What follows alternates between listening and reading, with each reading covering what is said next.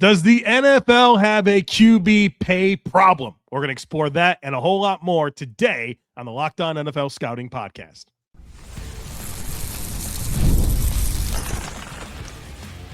You are Locked On NFL Scouting with the Draft Dudes, your daily podcast for NFL and college football scouting. Part of the Locked On Podcast Network, your team every day. What is better than this? It's guys being dudes here on the Locked On NFL Scouting Podcast, part of the Locked On Podcast Network, now the #1 sports podcast network. We're the Draft Dudes. I'm Joe Marino from Locked On Bills. He's Kyle Crabbs from Locked On Dolphins, and we are your NFL experts here with you daily to talk team building across the league on the Locked On NFL Scouting Podcast with the Draft Dudes, part of the Locked On Podcast Network, your team every day. Want to issue a big thank you, shout out, and welcome to our everydayers. Those of you who never miss a single episode, we appreciate y'all being here very, very much. Joe, we did it. We went 2-1 on the pick'em for the Thursday games, and we're off the schneid with Thursday games. A 10-game skid into an entire offseason would be tough. We didn't do it. We had a 7-game skid, and then we won 2 out of our last 3. We're like the Minnesota Vikings right now. Yes. Good take. Obviously won. I know. Against Detroit. Where they dropped both. Detroit eliminated from the playoffs, so the Vikings got to play Scrooge for Detroit and their playoff hopes. Minnesota, like low-key, they're 8-8. They got a chance for a winning record with like how bad it was at one point this season. Yes, very much. Also feels like just some of the commentary from the Lions this week. I don't think they wanted to go play on the road on Christmas after having to play every year on Thanksgiving. I felt like they took that in a way that didn't inspire them very much. Well, I know what was inspired was Andrew Van Ginkel in that game last night. He was a little bit everywhere. And the rocks are flowing. Jumped on a couple of fumbles. So he was a ball bang that last night. And you go back to Andrew Van Ginkel against the Rams in 2020. This when McVay came to town for Tua's first start. I remember talking to you on the phone after that game. I'm like, wow, what a weird game. The Dolphins had 120 yards offense, but we got a touchdown. Yeah. And so he's been a fun player and obviously a great fit in Minnesota, and they'll look to finish off a winning record. They're currently slated to pick 17th, which I know some Vikings fans are pretty mad about. Yeah, they're blowing it. They're blowing the draft pick. Here's the thing about picking 17 in this year's class. The player you would have got at 8 was probably about the same caliber of player as the player you get at 17. Well, it's always good to win. It's more skewed towards the value of being at 17 as compared to being at 8. Takes on takes. We got takes on takes. Sent out the solicitation for takes pretty late. And on Christmas. The people, I mean, you guys gave us some of the best stuff we've had in a long time. So let's get into it. First one from Chuck. The NFL has a QB pay problem. It's the only position where simply being an adequate starter results in near market reset contracts.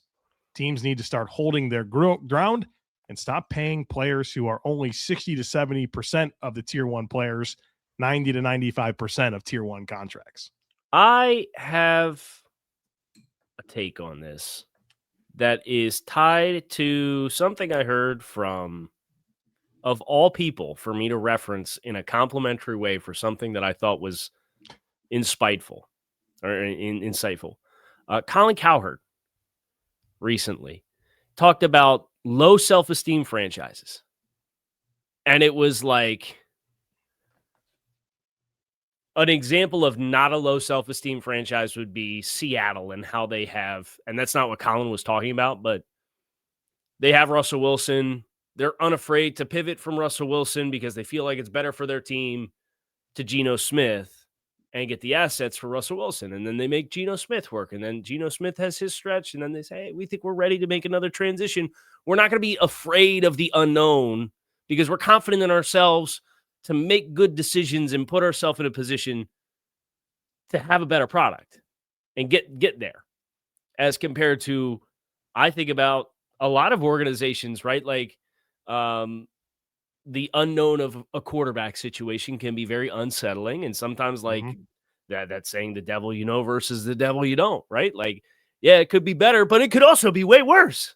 Yeah. And I think it's very easy to covet kind of stability and then say, well, it was kind of my talking point with the path of Tua Tagovailoa was you perceive him to be like the Alex Smith kind of quarterback, and then you hope you get to a point where you can be opportunistic and find a more high ceiling player and make a transition opportunistically. And it obviously doesn't always work out that way. Sometimes the players grossly regress in a very sudden period of time.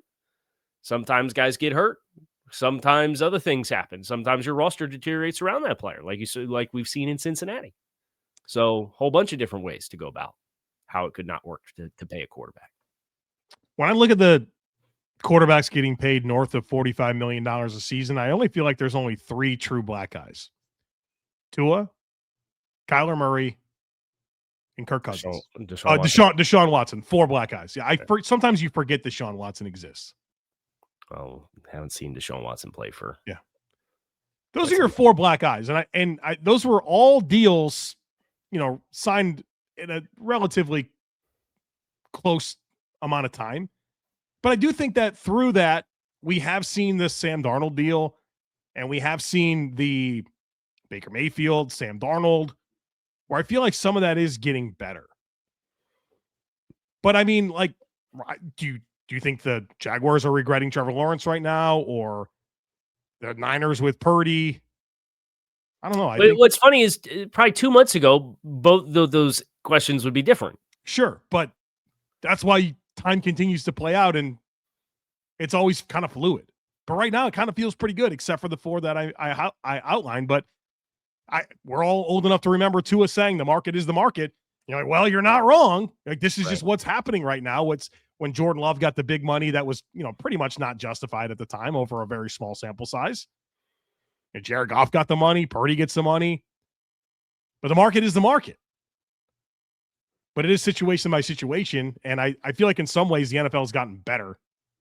But we'll see when this next wave of quarterbacks, it's all about the quarterback markets. Feel like it's establishing a ceiling and then peppering everybody as close to that ceiling as we possibly can.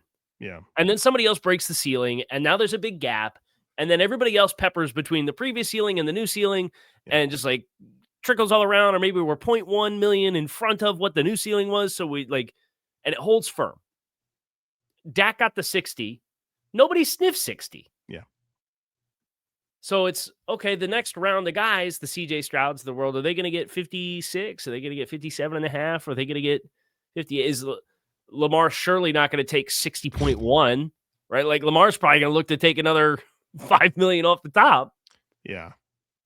The Josh Allen deal complicates this a little bit too, where Dak went to 60. He did the Tom Brady thing. Josh came in at 55. Well, now what are you going to do? You get paid more than Josh? And the Dak getting 60, all that underscored was just how much Dak had the Cowboys by the cojones. Oh yeah, surely. Because he got everything. They might as well have just asked him at the very beginning of the saga, we're going to give you a fully guaranteed contract, name your price. And I don't think Dak would have named 60. If you asked him in February, what's your asking price? And what's your percentage of guaranteed? Do you think he said, I want 60 and I want 96% of it fully guaranteed? Because that's what he got. That's what he got. Yeah, it's good to have leverage, right? That's right. Moose says no team has 2 Albatross contracts on the defensive side of the ball worse than the Cowboys with Trayvon Diggs and DeRon Bland. Yeah, these aren't aging very gracefully, are they? No. What makes it an Albatross? Just a bad deal, right? No, I know, but like how easily can we get out of these deals is my question. And I'm going to find that out right now because I'm pulling up the Trayvon Diggs deal. Trayvon Diggs, the Cowboys can move on from as a pre-June 1st release in 2026 and have less than $6 million in dead cap? How about the Steelers have TJ Watt and Jalen Ramsey? Let me tell you about an Albatross contract named Jalen Ramsey. Those feel significant to me. Well, I'm willing to give both of those guys at least a little bit of grace, because Ramsey moving to safety, I think, will be very helpful. But I also don't know, since he reworked his deal for the 14th straight season, what does he have in the way of cap charges? How about this one? This might be a little spicy. How about the Chiefs with Chris Jones and George Karlaftis? Karlaftis has not been as advertised this year. I think that's a great call out. And then Chris Jones has not been as advertised this year. Yeah, and he's great job jumping off sides there with last night in that game. Oh God. Oh yeah. So this is an Albatross contract or an anchor contract, whatever you want to call it. Chris Jones is gonna be 32 next year. You know what the dead cap is for Chris Jones? A lot. $64.25 million. So you could trade him, but it would still be a $30 million dead cap charge pre-June 1st if you traded Chris Jones as a 32-year-old defensive tackle that's owed. Is it $35 million in cash next year? Is that it? He's got a $16 million roster bonus. Yeah, $35.1 million in cash for Chris Jones next year. And the roster bonus is fully guaranteed. Like, the compensation is fully guaranteed. So there's some contenders. I would not have, just based off of how easy it is to get out of Trayvon Diggs' deal. Yeah, I would take some of these other contracts over as like, wow, that's a really unattractive deal.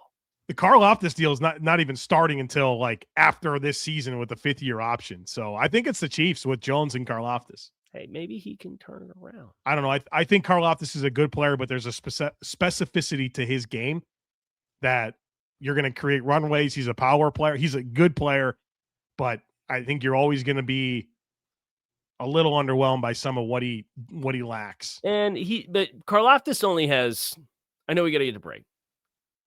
He's only due $22.4 million in cash in 26 and 27 combined. That's not bad. It gives up and up and up, though. When there's more flexibility to get out, we'll see. We'll see what they do with it. I can't hammer the Karlaftis. The Chris Jones is one of those ones where you look at it and you're like, that's a lot of money with a lot of guarantees, and I get it. You didn't expect to be 6-10 and counting this year, but here we are, and you're going to ask some questions about the future of the team. All right, lots of good takes coming up, including some really high praise for this past coaching cycle. We'll explore that and more. Folks, be sure to stick with us. NFL Sundays move fast, one big play, and suddenly everything feels different. That's what makes live betting with FanDuel so exciting. You're not just watching the game, you're reacting to it in real time. With FanDuel, you can place bets as the action unfolds. Every drive, every momentum swing, every highlight moment. And live betting is best when the game starts to shift. The receiver gets hot, a defense tightens up, or the momentum flips after a big turnover. FanDuel is going to let you jump into that moment. They have live spreads and money lines that adjust instantly. Player props update as guys heat up. You can bet the next touchdown score, drive results, totals, and more. It's going to keep you locked into every snap, every drive, and every possibility. So if you want to be right in the middle of the action this season, visit FanDuel.com and place your NFL live bets all season long. FanDuel, the game moves fast, and so can you. The NFL season is in full swing, and there's nothing like being at the game, the crowd noise, the energy, and cheering alongside other fans. Watching at home is great, but being in the stadium hits different. The frustrating part has always been getting tickets, waiting in queues, dealing with logins, and watching prices change right at checkout. That's why the Game Time app gives the advantage back to fans. It's the hack for unlocking amazing NFL tickets and experiences in just a few taps. The app is incredibly intuitive. You can browse and compare and buy tickets, and it only takes a few minutes. And one of my favorite features is being able to see my view from my seat before buying, so there's no surprises. I require to sit at the bottom of the section. I don't want anybody standing up in front of me. I make sure I get that at Game Time, and I really like that the fees are included up front, so the price you see is exactly the price you pay. So take the guesswork out of buying NFL tickets with Game Time. Download the Game Time app, create an account, and use code LOCKEDONNFL. That's LOCKEDON NFL for $20 off your first purchase. Terms apply. Again, create an account and redeem code LOCKEDONNFL for $20 off. Download the Game Time app today and get back to being there live.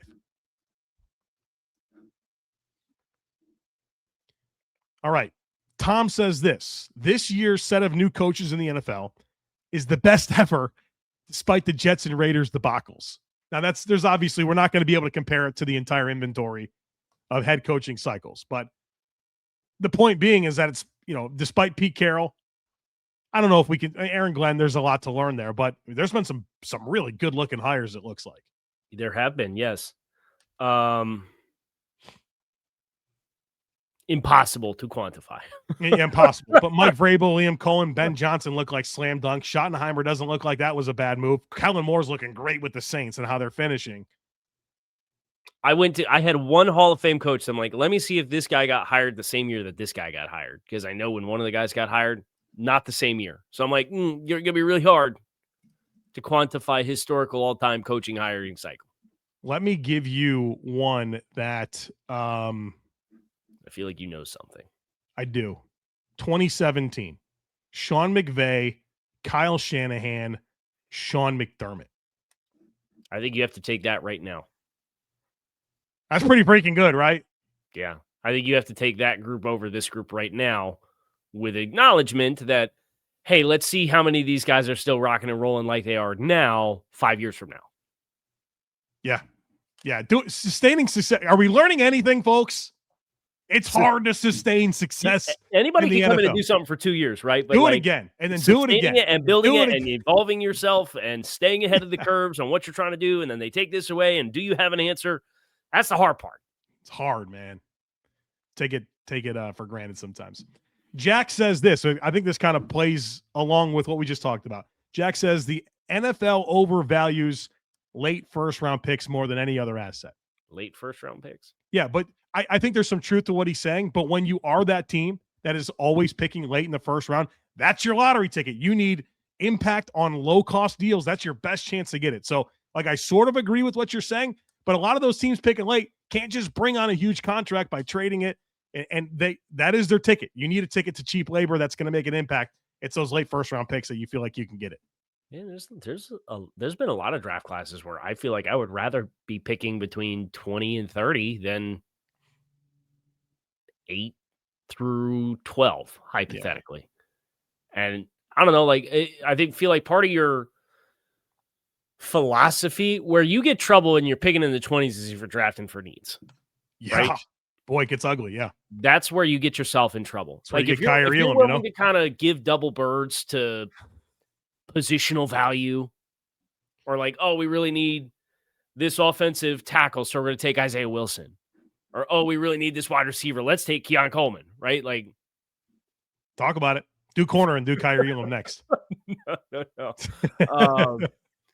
I was trying to think off the top of my head of the good Dolphin. We need a corner. How about Noah Benogany? You want to talk? There corner? You go. Noah Benogany, right? Oh. So now I throw both of us under the bus. I think Benogany's been better than Elam, But when that's your school of thought, when you come into a draft and say, I really need a starter at this spot, then go find one in June for $2 million in free agency, right?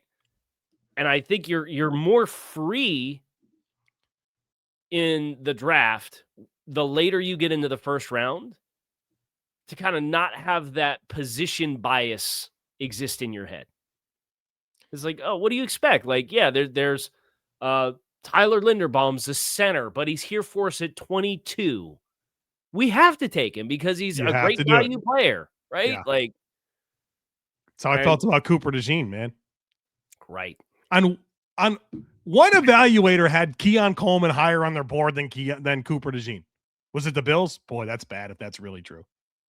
I mean,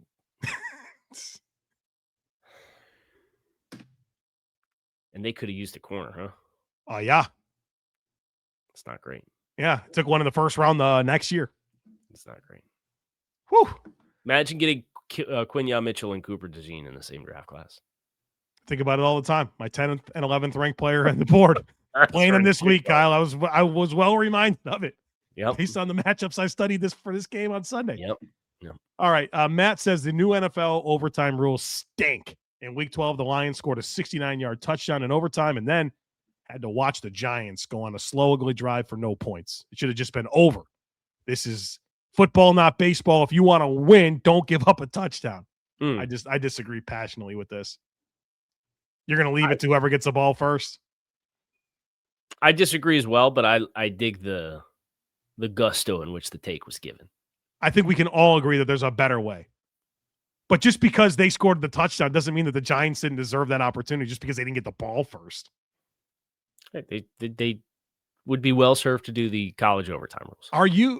I'll tell you what, though. I don't like getting the ball first under these overtime rules because I want the 4 down. I want 4 downs if I need it. You know what I mean? Well, that's why it's become so popular to defer or to kick. Yeah. Oh, yeah. I don't want the ball. But make you have to decide if you're going to settle for the 3 or, they'll make the hard choices. I do feel like we need to normalize that being the right decision, though. Instead of it being just everyone's up in arms and confused as to why it happens. Yeah, why did they give the ball away first in overtime? It's insane. Yeah, I don't get that. That's what I don't get. How about this one? Jen says the Texans get way too much credit. With the offense that is probably the poorest going into the playoffs, Carolina Panthers have something to say. People are far too scared of a defense that might be great but not championship caliber. What's not championship caliber about the Texans? I don't know. That's my only question, because I think it's fair to say, like, hey, they've played some very ugly offensive games. The offensive line is still not where it needs to be. The running game as a whole leaves you with questions. They average 3.9 yards per carry. They have 8 rushing touchdowns on the season. They're 23rd in rushing yards. I mean, their yards per play is general. They're 19th in yards offensively. This is what I'll say. Jen is a Bills fan. And I would agree with Jen through the lens of the Texans don't need to be the Bills' boogeyman. They played that goofy game a few weeks ago and they lost. They had a million chances to win. And then you go back to last year, Josh went 9 of 30. Again, a million chances to win. They lost by 3. Yeah. So they shouldn't be the Bills' boogeyman. But I think that, generally speaking, I think people accept Houston for who they are. But the Panthers are the worst offense going into the postseason. I will fight that one. Can we go through the Texans' defense real quick? It's just some numbers. Some numbers. Sure. They're good. Points allowed, 249. It's first in the NFL. Yards, 4,084. That's first in the NFL. Takeaways, they are third in the NFL. First downs conceded to opponents, 241. That's first in the NFL. Net yards per attempt, 5.2. That's second in the NFL. 4.1 yards per carry allowed. That's 12th in the NFL. Percentage of drives that end in scores, 25%. That's number 1 in the NFL defensively. Percentage of drives that end in takeaways, 14.2. That's 4th in the NFL. Average time of possession, 235. That's best in the NFL defensively. Number of plays per drive, 5.5. That's number 2 in the NFL defensively. 1.47 points per possession defensively. That's number 1 in the NFL. 36.4% third down defense. That's third best in the NFL. 45% on fourth downs. That's 8th best in the NFL. I guess red zone, 60% touchdown drive and trips to the red zone is 23rd in the NFL. So had to do some work to find a not top 8 stat for the it's hilarious to look across the board and have the Pro Football Reference page up and see 1 1 1 1 1 1 1 1 2 2 2 2 2 3 3 3 3. All right, we got some Christmas takes coming up and some slander to a head coach that I didn't know we were allowed to slander. We'll do that next, folks. Be sure to stick with us. This episode is brought to you by PrizePicks. The holiday season is one of the best for sports. You got bowl games, big basketball matchups, playoff pushes. It's all happening at once. And while we're all making choices every day, one of the most fun places to make the right call is on PrizePicks. PrizePicks is the easiest way to get in on daily fantasy. You simply pick more or less on at least 2-player projections, lock in your lineup, and you're in the game. It's simple, it's fast, and it's available in 45 states, including California, Texas, Florida, and Georgia. It's going to add that extra layer of excitement to your holiday sports schedule. You can create a lineup in less than a minute. The app is super easy to use. It's smooth, it's intuitive, and you can choose from a huge range of unique stats like fantasy score, field goals attempted, free throws made, turnovers, whatever fits your strategy. And I love that deposits and withdrawals are quick and easy. That keeps it all flowing. So download the PrizePicks app today. Use our code LOCKEDONNFL to get $50 in lineups after you play your first $5 lineup. That's code LOCKEDONNFL for $50 in lineups after you play your first $5 lineup. PrizePicks, it's good to be right. Can I jump you with it? Oh, wow. Well, go ahead. Take. The NFC North will have 4 teams with winning records at the end of the season. Who do the Vikings play next week? The Packers. And the Packers are going to have whatever they need to have done. The Packers have 9 wins already. Well, I'm just saying they would have to have not an incentive to win that game. No. If the Packers unless the Vikings just win the game. No, okay, I say no. If the Packers have something to play for, they're beating the Vikings next week. The Packers are competing with nobody. I think the Packers have what they need to have. What about the division? That's not locked up, is it? The Bears didn't win the North yet, did they? The Bears need to win one of the last 2 games, or they need the Packers to lose a game. They play the Lions next week. The Bears do, right? It's Bears-Lions in Week 18. Yes. So the Bears would need to lose their last 2 games, and the Packers would need to win their last 2 games for the Packers to win the division. And the Bears play like the Seahawks. No, who do they play? The Bears play the 49ers and the Lions. I disagree with you. I think that the Vikings will be 8-9. Okay. But it's a good segue into this take from Robert, who says, no, not Robert, excuse me, Nick. Make sure you get the name. Listen, this is very controversial. You ready for this? Yes. The addition of the 7th seed to the playoffs has masked some glaring situational issues for Matt LaFleur. With them in line to be the 7th seed for the 3rd year in a row, we would have been discussing his inability to make the playoffs since Aaron Rodgers left. Respond at your own risk to that, Kyle.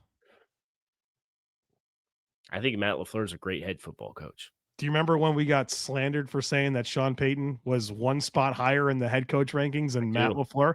I do. Peter Bukowski gave it to us. Peter gave it to us. Peter. I mean, Matt LaFleur, 76-38-1 coaching record, 66.5% win percentage. Really good. I think he's a very good NFL head coach. Yeah, me too. I agree. I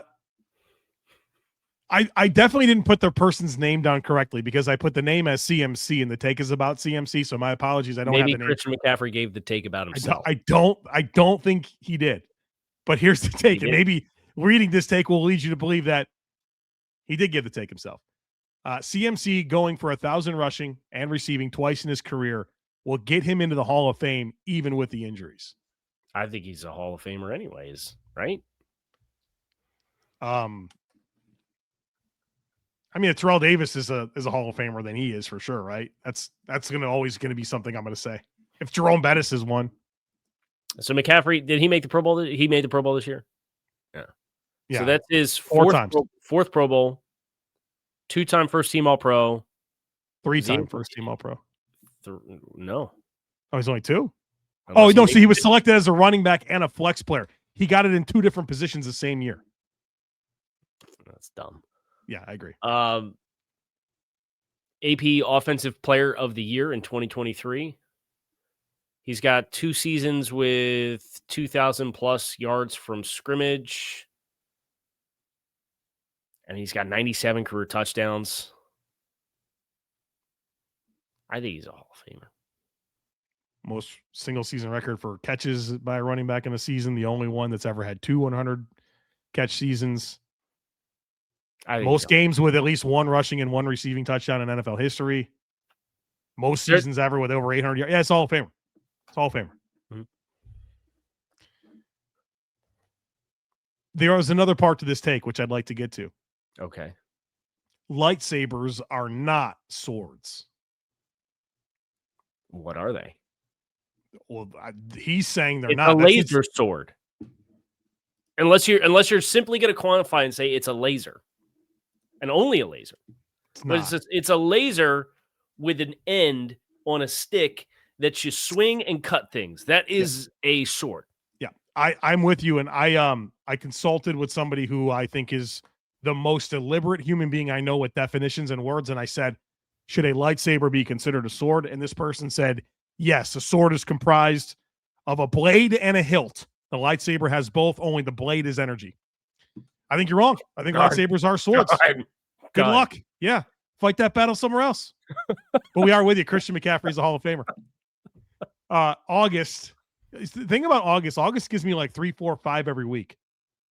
It's at least August is a volume shooter, and that means August gets on pretty much every week. So, but then I have to pick which one, and this is the one we picked this week. The draft dad take. The best Christmas presents for your kids are the ones that have less than 5 pieces. Yes. Don't give me anything in a box that I have to put together on Christmas Day. And don't give me anything that I immediately need a Ziploc bag to put 80 small plastic pieces into. They will That never inevitably, make the it first back time into you get that. taking them out, they'll never get back in that bag Never ever back in again. there. My sister has become a person who, she's a world class aunt, and she's got 9 nieces and nephews. Mm-hmm. She shows up with gifts. She shows up with them assembled. So you want to be a real hero on Christmas? Oh, Dude, wow. Yeah, no, it's been unbelievable. It's not just small things. Like she got my daughter like a water table. You seen these outdoor water tables? Yeah. That came friggin' out of the box. We didn't Ready see to them. I don't know roll. what the box looks like, man. Yeah, I got a basketball hoop out in a 4x6 cardboard box out in my driveway right now. God bless you. Yeah. Imagine if that thing showed up. Time to put that together. Yeah, and your son and your daughter could have went outside and played with that right away. If you want to be a true hero, not just to the parents, but to those kids, show up with that thing on set up ready to go. It'll change the world. You know what we got this year? We get a bounce house. Oh boy. My wife found it somewhere for like $150. Is it inflatable? Yeah, you plug it in and it blows up in the backyard. It's like a bounce house, like a bounce house. Okay, so now the only challenge is you just got to haul that thing in and out. Right, yeah, and then you got to fold it up and roll it up. And that was a real battle for me with the slip and slide this year, man. I hung that thing over the fence. There's been a few times it stayed there for a week or so. Because you got to wait for it to dry off. Dried out. It's got to really dry off. I can't be bringing in a moldy slip and slide to the garage. Yeah. That's one of those ones you either commit to that or it's like, we're just going to buy a new slip and slide every year. Right. You know what we're going to do? We're going to buy a new slip and slide. I don't know. We got a neighborhood pool. We took it out 3 times, but it's anything that requires more steps. Did you go on it? Did you go on it? I never. No, dude. That wasn't for me. For sure. I was I was in college one time when one was out, and I went on it, and I busted my tailbone, or I was like, I'm not getting on one of these. It's just a death trap. I just envision that the slip, the thing, just like folding up with me as I go down. Next thing I know, I'm a friggin' burrito, inside of a slip and slide. Not trying to be that, I'd pay good money to see that. Yeah. Well, you've seen some good ones, but just tripping going up the escalator. That's a good one. Yeah. Going up you shouldn't go up the escalator, We did though. Oh, did you did it, but you made it up? Yes.